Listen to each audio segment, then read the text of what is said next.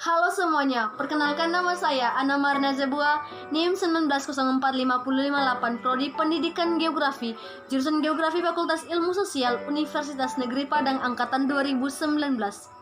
Pada video kali ini, saya akan menjelaskan mengenai pentingnya ilmu astronomi terhadap ilmu geografi, kajian astronomi dan sejarah perkembangan awal astronomi, fenomena, karakteristik dan dampak fenomena matahari, faktor-faktor yang menyebabkan adanya kehidupan di permukaan bumi.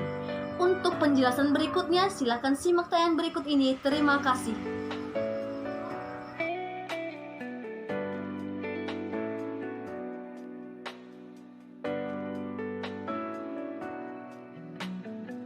Saya akan menjelaskan mengenai 1. Pentingnya ilmu astronomi oleh ahli geografi. 2. Perkembangan ilmu astronomi dan penemuan terbaru saat ini. 3. Teori-teori hukum fisika. 4. Karakteristik dan fenomena yang terjadi pada matahari dan dampak dari fenomena tersebut. 5. Analisis faktor-faktor yang menyebabkan perbedaan tersebut dan komponen apa yang mendukung kehidupan di bumi. Ilmu astronomi dan pentingnya bagi ahli geografi. Ilmu astronomi merupakan ilmu yang melibatkan pengamatan dan penjelasan di luar atmosfer bumi, serta mempelajari asal-usul, evolusi, sifat fisik dan kimiawi benda-benda yang bisa dilihat di langit, serta proses yang melibatkan mereka. Ilmu astronomi penting dalam ilmu geografi dikarenakan ada keterkaitan kejadian, aktivitas di luar atmosfer seperti galaksi Bima Sakti mempengaruhi keadaan bumi, pergerakan bintang dan sebagainya. Contoh aktivitasnya pasang surut dan pembentukan iklim dan cuaca atau dikenal dengan siklus hidrologi. Awal perkembangan ilmu astronomi dimulai oleh Purbach pada tahun 1423 sampai 1461 di Universitas Wina, serta lebih khusus oleh muridnya Johannes Muller pada tahun 1436 sampai 1476. Muller dan bersama temannya membuat penanggalan berdasarkan benda langit yang banyak dipakai oleh pelaut Spanyol.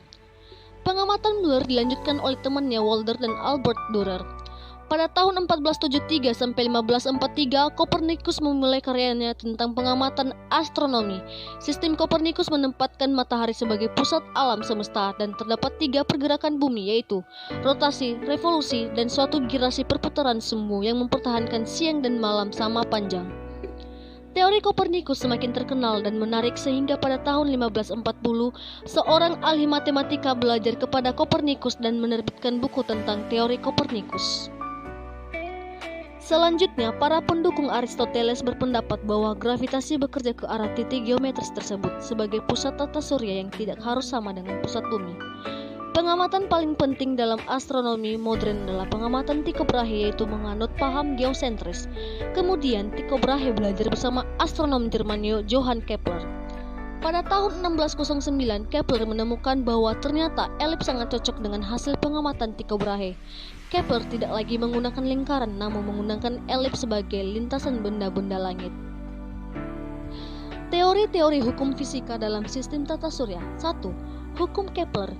Model Kopernikus telah disempurnakan oleh Johannes Kepler pada tahun 1571 sampai 1630.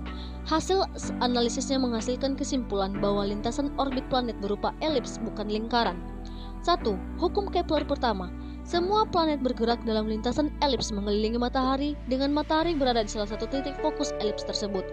2. Hukum kedua Kepler. Hukum kesamaan luas yang dipublikasikan pada tahun 1609 menyatakan bahwa luas S yang disapu oleh garis penghubung antara planet dan matahari dengan selang waktu T yang sama adalah S1 sama dengan S2 sama dengan S3, yang berarti bahwa kecepatan orbit planet mengelilingi matahari tidak konstan melainkan berubah-ubah. 3. Hukum ketiga Kepler.